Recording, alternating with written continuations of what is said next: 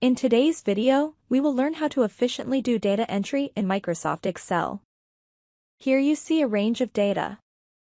If we simply enter data into this range, we can see that we'll have to use mouse to click in the next row in order to start typing in that particular row.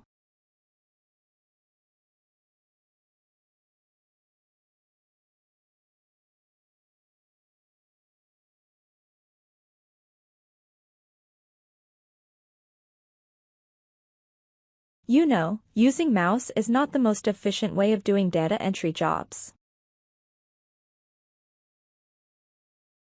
To avoid that and do it more efficiently, select the range. Go to Format as Table or press Ctrl+T. Select any of the formats that you want, and press OK.